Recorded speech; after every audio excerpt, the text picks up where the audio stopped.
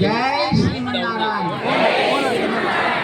ప్రియ భగవద్ బంధువులారా, ఈ మాఘమాసంలో చల్లపల్లి ప్రాంతంలో ఉండేటటువంటి మోపిదేవిలో మీ అందరితోటి కలవడం నాకు చాలా సంతోషంగా ఉంది.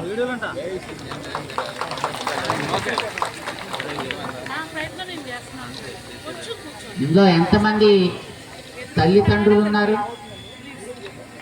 ఓ గుడ్. మీరందరూ తల్లులు తండ్రులు కదా. మీ పిల్లలు మీ ఒంట్లోకి చేరితే మీకు ఎట్లా అనిపిస్తుంది? మీ పిల్లలు మీ ఒడిలో చేరితే మీకు ఎట్లా అనిపిస్తుంది? మీ అందరికీ ఆనందంగా ఉంటుందా? ఎంతమందికి ఆనందంగా ఉంటుంది? Very good. పిల్లలు మన ఒడిలో మన ఒంటి మీద చక్కగా కాళ్ళ దగ్గర నుంచి అలా భుజం దాకా ఎక్కారు అనుకోండి, మీకు ఎట్లా అనిపిస్తుంది కదా? మరి పిల్లలు మురికి వాళ్ళ ఒంటి మీద చేరితే మీకు బాగా అనిపిస్తుందా? అనిపిస్తుందా? అనిపించదు. వాళ్ళు శుభ్రంగా ఆరోగ్యంగా మీ ఒడిలో ఆడుకుంటుంటే, మీ భుజం మీద ఆడుకుంటుంటే, మీ తల మీద చక్కగా బాజా వాయిస్తుంటే మీకు ఎట్లా అనిపిస్తుంది? చాలా సంతోషంగా ఉంటుందా? అదే పని ఇప్పుడు మనం చేద్దాం.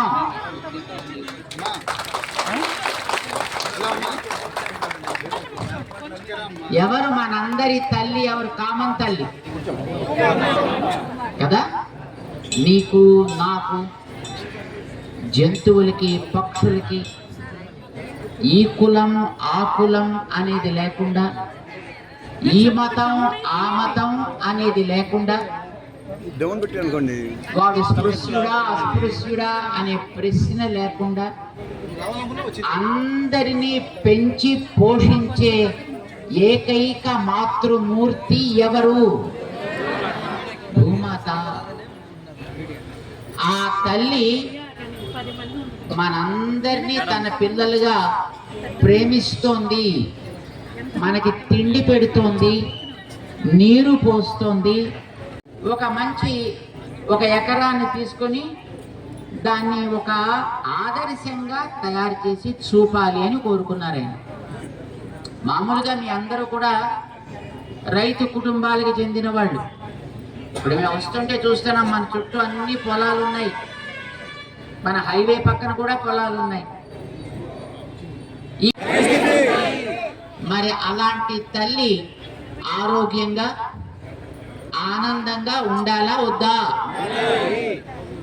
ఆరోగ్యంగా ఉండడానికి, ఆ తల్లికి ఆనందం కలిగించడానికి ఆ తల్లి పాదాల దగ్గర నుంచి ఆ తల్లి ఒడిదాకా మనం 2 అడుగులు వేయచ్చా? ఆ తల్లికి మనం నడిస్తే ఆనందమా బాధ? మరి నడుద్దామా? ఎంతమంది నడుస్తారు? ఈవేళ ఈ మోపిదేవిలో ఉండేటటువంటి ఆలయం దగ్గర నుంచి మనం ప్రారంభం చేస్తున్నాం. సుబ్రహ్మణ్య స్వామి ఆలయం దగ్గర నుంచి మాకు గతంలో చిన్నప్పుడు ఈ ఆలయాన్ని గురించినటువంటి పేరు మేము చాలా విన్నాం. ఇప్పటికీ ప్రసిద్ధమైనటువంటి ఆలయం. మాకు చిన్నప్పుడు అంటూ ఉండేవారు, చెవులకు ఎవరికైనా ప్రాబ్లం వస్తే ఇక్కడికి వచ్చి దర్శనం చేసుకుంటే పోతుంది. ఇది మేము వినేవాళ్ళం. ఈవేళ ఇక్కడి నుంచి ఆరంభం చేసి మన కరుణాకర్ గారు చక్కటి వ్యవసాయం చేసి మంచి పంట పండించి ఒంటికి ఆరోగ్యం, ఇంటికి ఆరోగ్యం, మనం ఉండేటటువంటి ప్రాంతానికి ఆరోగ్యం కావాలి అనుకుని వారు పండించే ఆ పంట జరిగే ప్రాంతానికి అయోధ్య అని పేరు పెట్టుకున్నారు. ఎంత మంచి పేరు చూడండి. ఈవేళ అయోధ్య కావాలి కావాలి కావాలని 500 ఏళ్ళు తపస్సు చేసి ఆ తపస్సుకి ఫలితంగా ఈవేళ అయోధ్యకు ఒక ఆకారాన్ని దిద్దారు మన వాళ్ళంతా కలిసి. అవునా? అందులో మీరు కూడా ఉన్నారు. ఉన్నారా లేదా? అందరూ అదే రకమైనటువంటి అయోధ్య పంటల ద్వారా కూడా కావాలి అని మన కరుణాకర్ కోరుకున్నారు. మన విజయరామ్ గారు ఆ వెనకాతున్న బాబు, ఆయన ఇప్పుడు కనిపించడు, ఆయన ముందుకి, ఆయన కొంచెం సిగ్గు ఎక్కువ.